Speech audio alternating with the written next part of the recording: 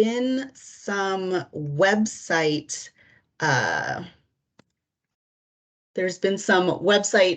reorg behind the scenes. So we just saw this morning the slides for today's tag meeting aren't uploaded. They have been emailed out to the tag email listserv, but we will work on getting it posted to the website hopefully very soon. Let's wait another minute for others to come on board.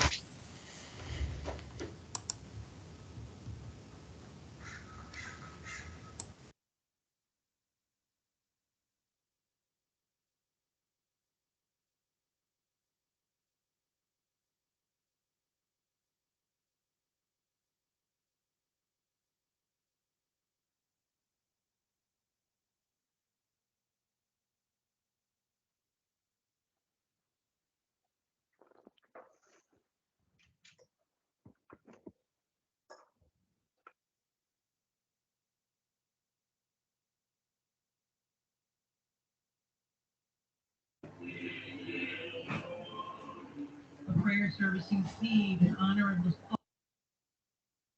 All right. Well, it's a minute after 10 o'clock. We can go ahead and get started.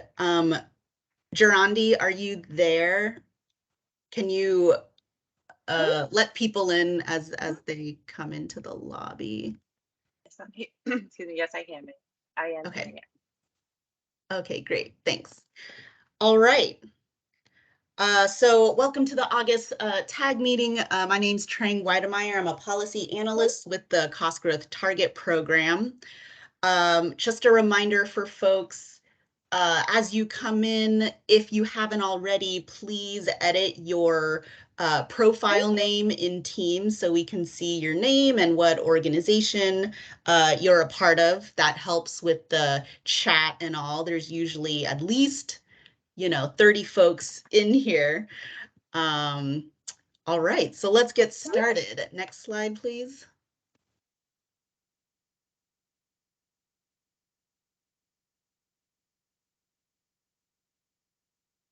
Okay.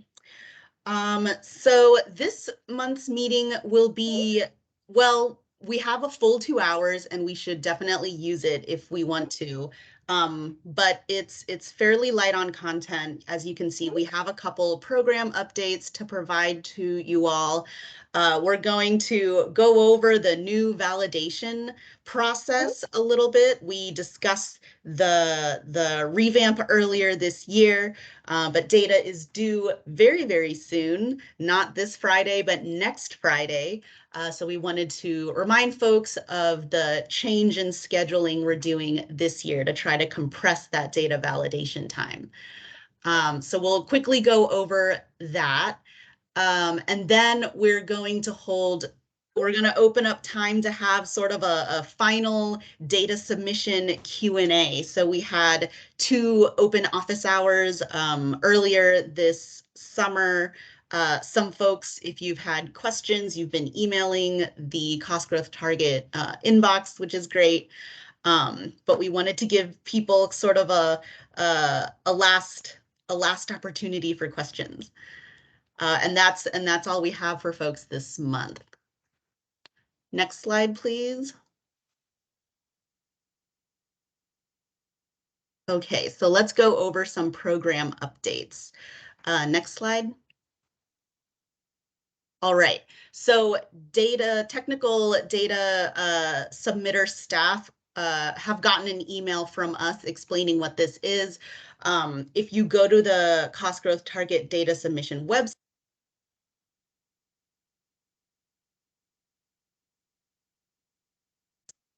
I'm unmuting myself. Okay.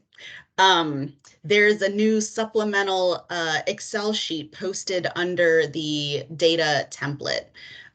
This is essentially the same data as the demographic factor table, which is one of the tabs in the Cost Growth Target template, except it's been expanded out at the request of a data submitter. So if you would like to use that expanded table, it essentially gives one row and the demographic factor for each unique combination of line of business, sex, and age. So if you want to use that when you are assigning demo factors to your members, go ahead, feel free and do that. All the line of businesses, sex and age goes up to 120. And so hopefully that will fulfill your needs if you have need for a table like that. Next slide. Oh, are there any questions?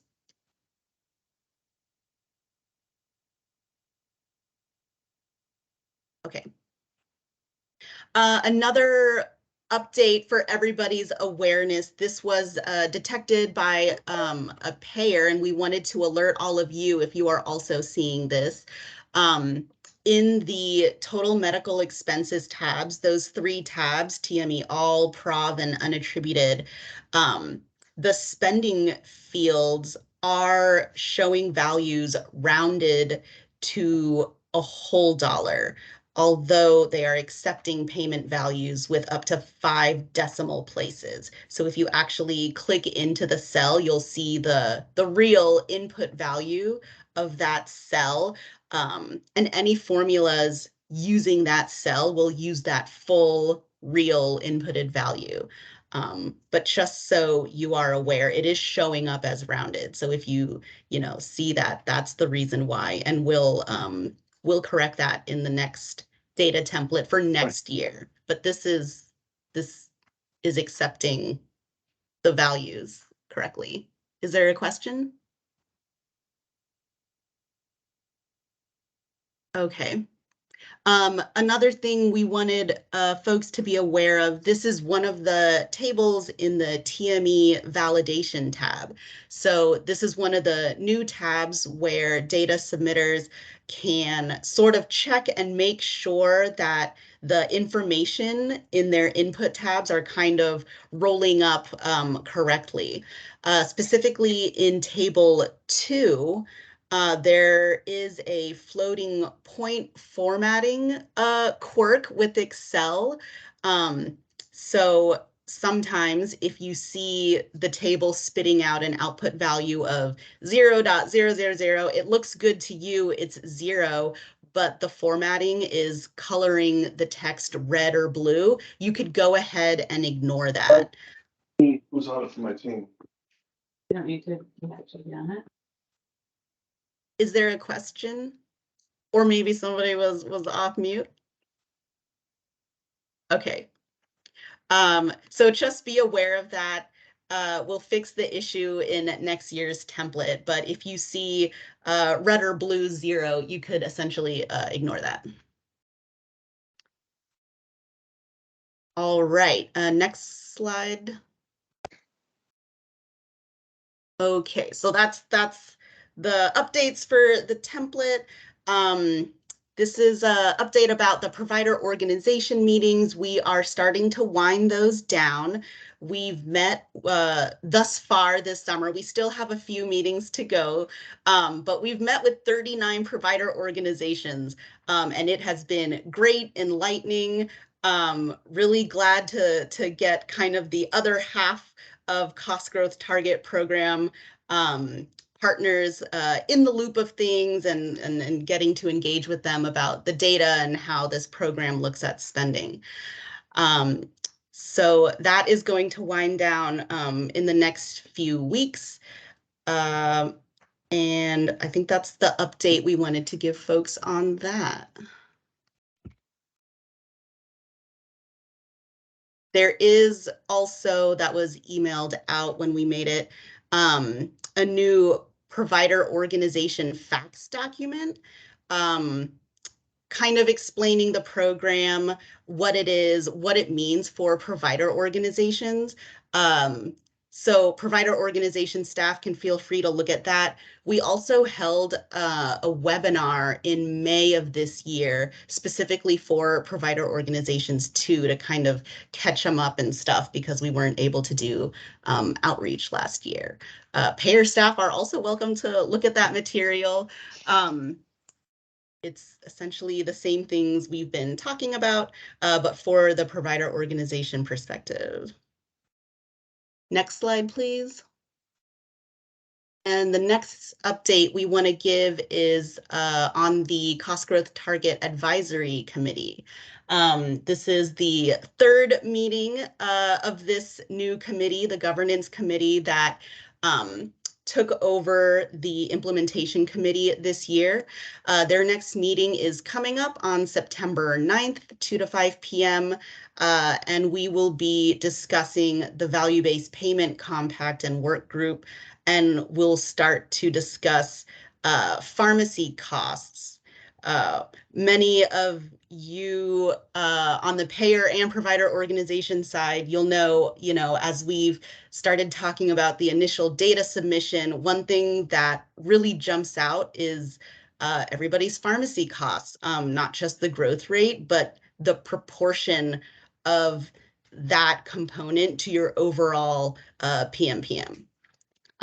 So lots of interest in pharmacy and ways the federal and state, lots of interest in potential federal and state strategies to address these costs. So we're going to do a deep dive into that in the advisory committee meeting September 9th. If you go to the committee meeting website, you'll see a schedule with all the meetings and all the materials, and the recordings of the meetings will be posted there too. So you could watch that if you miss it. Any questions before we move forward? All right, let's go to the next slide, Gerandi. Okay, so now we're going to do a quick overview of the data validation process. Next slide. Here is a workflow of what we're doing. This will look very familiar to people. This is basically, if you follow the arrows, this is kind of the path of the data files. Payers are submitting data end of next week, and our team will be crunching those outputs.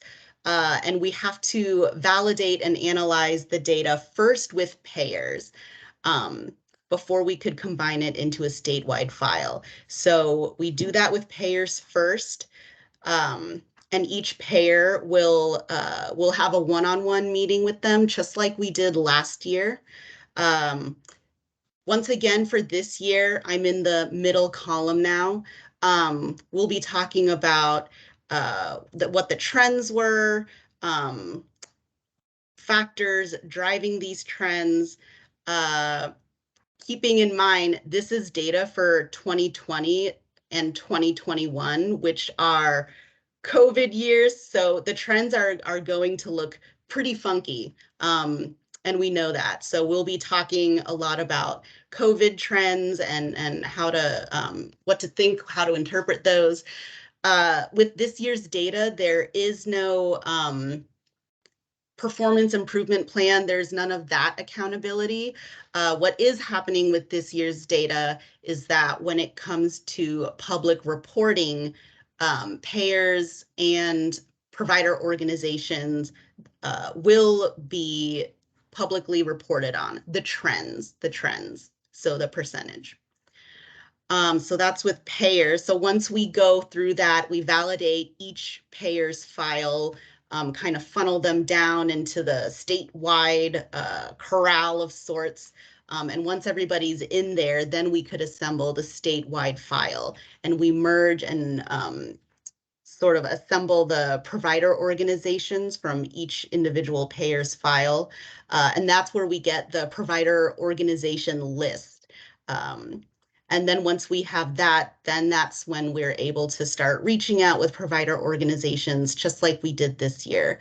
The threshold for provider organization inclusion is 60,000 member months in a line of business, so about 5,000 people. That's not changing this year. So if you were a provider organization that met that threshold, you can expect us to be reaching out to you again. There were a few provider organizations that were kind of on the threshold. Depending on how the member months fall out, you may or may not be on the list. We don't know, but all of the spending is going to be in the statewide file. So just be aware of that. So once we get that list of provider organizations, then we'll also go through the same one-on-one process. We'll send you your data output, and we'll have opportunities to talk about what the trends were, what could possibly be driving the trends, same as the payers. Okay, are there any questions right now? I'm sure there will be questions later. Oh, I see a hand. Yes, Jeff? Yes, hi, this is Jeff with Prize Health Insights. So if a provider organization that met the threshold 1 year but didn't the next, those ones that are on the kind of on the line that you're talking about, would they be not included in the trend report if they fell off the following year? Or what would happen in their case? Correct. They would not be included. That's a great question. So you have to meet the cutoff in both years. Okay. Thank you. Yeah. I'm not sure what we said. We are able to provide the data output for those entities. We might be able to still provide it just so they can be aware, because they are kind of in that zone where they're above or below and, could be in or out. Okay, so that's the validation process. If we go to the next slide, that will kind of give you an idea of dates, sort of, that we're looking at. So the files are due September 2nd for data years 2020, 2021. We're hoping this year to compress the validation process and validate all the payer files by end of the year. I think we have a really good chance of doing that based on how we handled it last year and the fact that we're not doing this for the first time. So if you are part of a payer organization, you'll probably know I've been emailing you and setting up meetings throughout the fall and winter to wrap up your file. I think we still have maybe 2 organizations where we're hammering out scheduling with, but most payers are already scheduled. So we're really excited for that. And if everything happens the way we hope it happens, and all the files are validated by the end of the year, we can start provider org validation and conversations at the start of 2023. Okay, are there any questions? This is a really, you can see these are just chopped up by months. This is a really high level aspirational timeline, but I think this is fairly realistic. Any questions, or are there any things from the team, from the other cost growth target team members?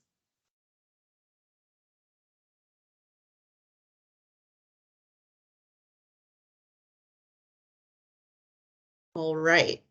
And thanks to all the payer staff we've been working with to set these meetings up as soon as we can with your folks. All right, let's go to the next slide then.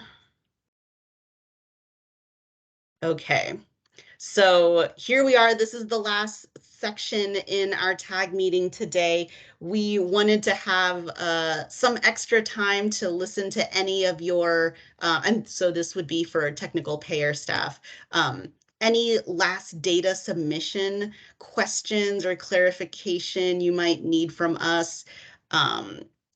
Any questions on those validation tables, how to read that, anything about the demographic factors? Please unmute yourself and ask, or write it in the chat if you want. I see Travis Nelson from MODA has his hand up. Hey, Travis. Hi there.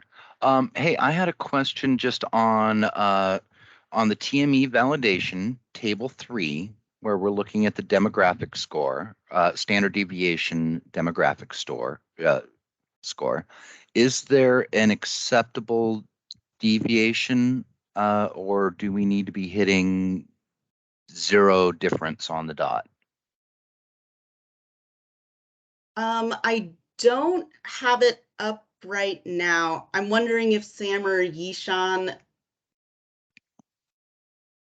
if you have this up. If this is the table I think it is, then we're looking for 0 or a value very, very close to 0. It could be like discrepancies can exist due to rounding. Okay, because the highest discrepancy I currently have, and I believe there's something I need to rework on it, is a negative 0.05. I don't know if that's too large of a discrepancy or not.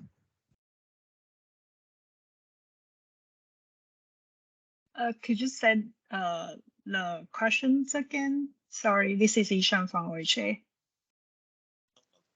Sorry, did you want me to re-ask the question? Was that the comment? Yeah, Okay. please. On the TME validation, table 3, where we're looking at the standard deviation on the demographic score, I'm looking for what the limits are on what is an acceptable difference. The greatest error I have of the 12 different fields is a 0.05. I don't know if that's in an acceptable range, or if I need to go look at the calculations there. I think You mean the we need to look at. demographic score, right? Come here. I'm sorry, say again? You mean the demographic score, right? Yes. I will say you may want to look at it again, because that will affect how we calculate the cost and may affect the cost growth from year to year. Okay, yeah, I am looking over the coding from last year, and it did look like it was calculated differently than what you've mapped out for us today. But is there a guideline for what is an acceptable variance? We don't have a hard rule here, Travis. Okay. Those demographic scores, since they are going to be in the denominator of the demographic adjusted PMPMs, they do go right to the bottom line, and they can have an outsized influence. Even 0.05 can sometimes put you over or under. So I'd say do the best you can do. Go back through, please take another look at the calculations. If you're not able to do any better than that, maybe we can talk about it in our validation meeting. 0.05 is going to be right there where it's teetering on the edge of meaningful and not meaningful. I have a feeling. So Okay. do the best you can do. If that's as good as you can get on the weighted average reconciliation, then then that's the best you can do. That's all we can ask for. Yeah, strangely enough, it's only the deviation on that one is only affecting my partial commercial claims. So that's kind of curious. Most of the rest of them are lower. So, I just wanted to check. Thank you. Okay. Yeah, and that's a good point as well, just to, think about whether the context is going to matter. If you're having a demographic score deviation in the validation tables, and it's for a group of claims that you're not going to be held accountable for because you're under the threshold, it might not be as important immediately. We will be rolling that data up eventually to provider organizations, so we do want it to be as accurate as possible. But sometimes that can be something we can hash out in the actual data validation meetings. And we're always accepting comments and questions. If you think there's an error in the validation tables or something like that, we're happy to look at that as well. So good Okay, question. Thank you. And I see Deborah Reed has a question in the chat. What is the definition of a provider org? Is there a threshold number of patients or dollars they must meet to be classified as this for the program? Yes, there is a definition. Well, there's a definition and a threshold. So payers are instructed to attribute members and the spending for that member. They're instructed to attribute them to provider organizations using a primary care-based attribution methodology. So that means you're attributing them to provider organizations that could, in theory, take on total cost of care contracts. And this is getting into the 3 levels of attribution. We know some members won't be able to be attributed to a provider organization. Maybe they're not in a plan that requires them to, pick a primary care home. Maybe they're in a plan where, the payer or the provider organization don't have a contract arrangement. And maybe the member, if it's not those two, the last way of attribution to attribute members is to use member utilization. If they were using a organization for primary care type services, you could attribute that way. But if they were not behaving in that way for the year, then they wouldn't be attributed to an organization. Ultimately, I think I might have misled you, and I wasn't clear enough. That part, like on our work, I understand that part. Okay. What I was wondering, when you're going to do validations, when it showed on that slide before this, it showed you're going to do validations with provider organizations. So I'm sorry I wasn't clear. I apologize. I was like, which provider organizations are you going to do validation with? Is there a minimum that they have to? Oh, because yes. I'm assuming that you're aggregating information up from the payers up to a provider, right? Right. So I was curious about that part of it. So I apologize for not being clear. Oh, no, that's totally fine. I got you now. So it is organizations that have at least 60,000 member months in Medicare or Medicaid or commercial. Okay, that's helpful. Thank you. Okay. Yes, yes.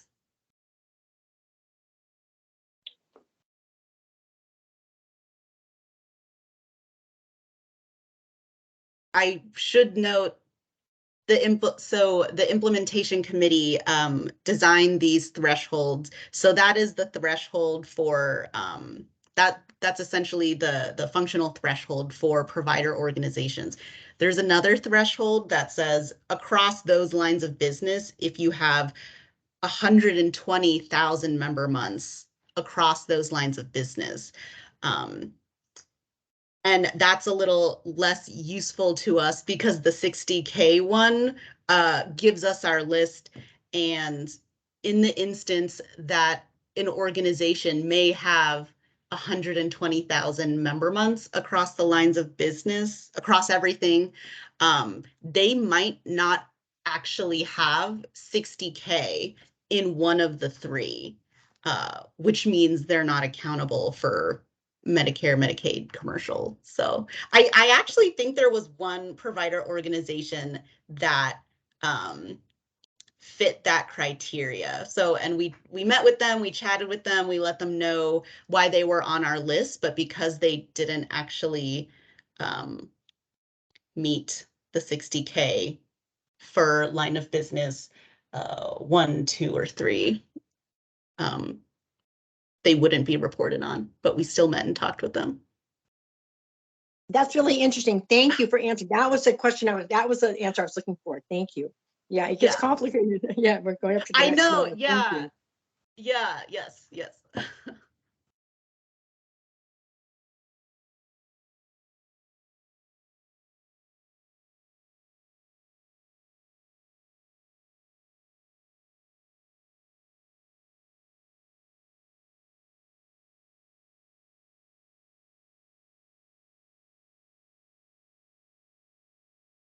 We'll hang Hey, on the everybody. line for a couple more oh, was that Oh. somebody?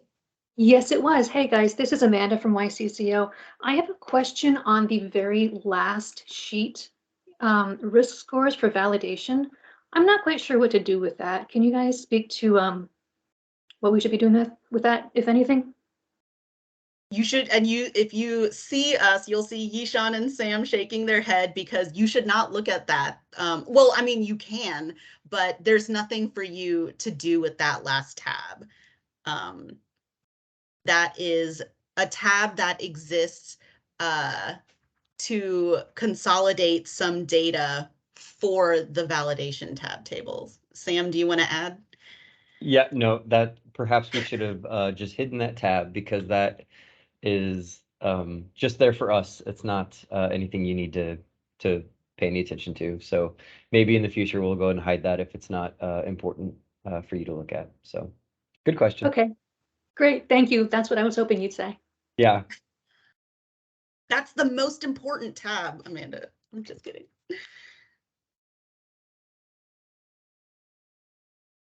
So I did want to add, just as we're sitting here waiting for questions, we are doing our Medicaid fee-for-service data collection as well internally at OHA. One of the things we are doing, and we're going to be doing with the data you provide, is doing a comparison, a light comparison, if you will, of 2020 data to what you submitted last year. So if you remember last year, you submitted 2018, 2019, and 2020 calendar year data, and this year you're submitting 2020 and 2021, so there is a little bit of overlap with 2020 there. And just as a check, because we're going to have both sets of data, and we talked to you last year about the 2020 data, and this year we're going to be also looking at 2020 data, we're going to do a comparison at the service category level of the PMPMs, not on a risk-adjusted basis, because that isn't what we're doing again this year, but just on an unadjusted basis. So I know there are some provider and payer organizations who are going to be doing comparisons themselves and setting up what they expect our data output to be. And one of the checks that you can do while you're doing that is maybe compare to what you submitted last year so that you can see any differences. I'm sure many of you have already thought of that, but it is going to be something we're glancing at. And if there are big discrepancies, we'll probably want to talk about it and talk about what changed from last year's submission to this year's submission. So just as you're setting up your process this year, that's one of the things you could maybe add if you wanted to. Not necessarily going to be a big discussion point, but it could come up. So just wanted to give a little heads up there because that is something we're doing internally. Hopefully that made sense to everybody.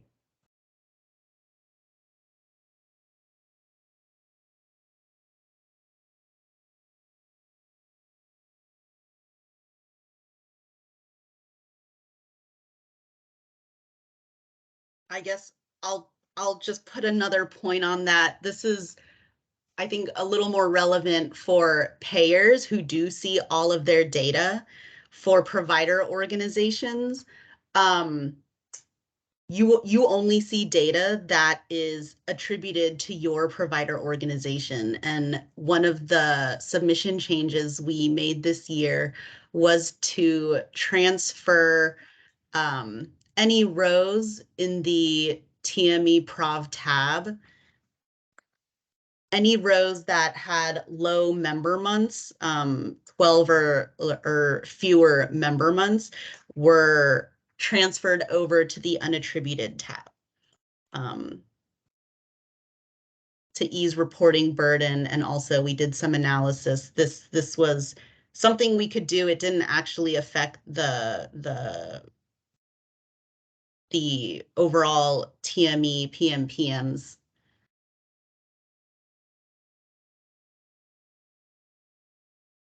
Yeah.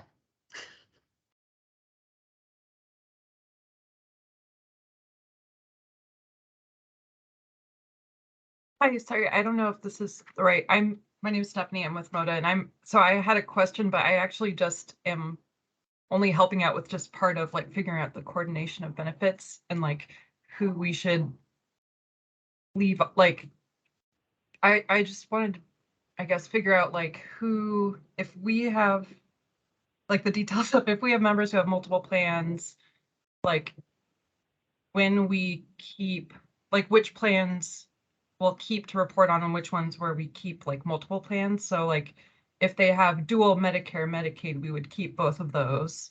But like Yes. if there's someone who has Medicare and commercial or two commercial, do we just keep like the primary plan? Yes. Okay, Yes. cool. I think, yeah. And then if there's another payer, if they have Medicaid and Medicare, even if they have like, well, I don't even know if that probably wouldn't happen very often, but say if they had commercial with a different payer, but we know that they are dual Medicare, Medicaid, and we have one of those, we still keep those plans because they're dual Medicare, Medicaid. Yes. And Okay. specifically for duals for us, for our state, Yeah. yes, we changed the reporting so that for duals, we're requiring to report those dollars on a paid amount basis. Okay. Yeah. Cool. Yeah. Sorry. Just thank you. I think that answers No, my no, question. that's good. Yeah. This is what this time is for. Cool. Thank you.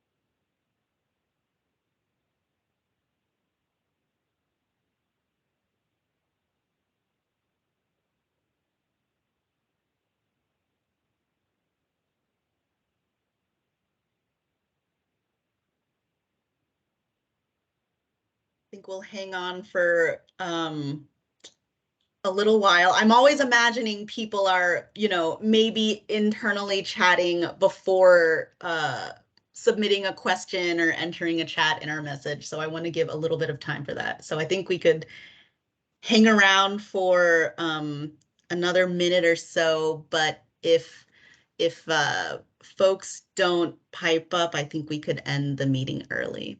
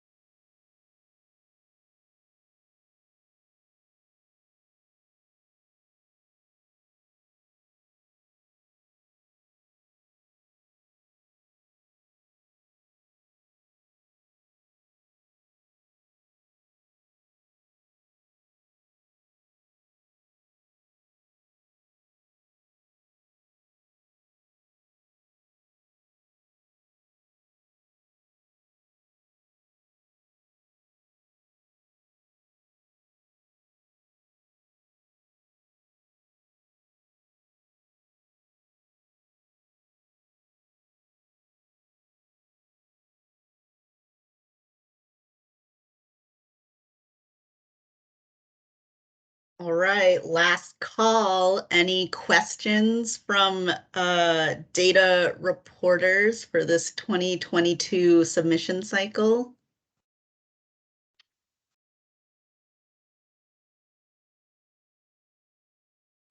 No, thank you. Yeah, none for Thanks, me. Ada. Thanks, everybody. Have a good rest of your Wednesday. If you do have a Thank you. question, you know our email. Always feel free to email us. Thank All you right. so Oh, much. Thank you so yes. much. Yes. And there's the contents for next month's tag. All right. Have a great day. Bye.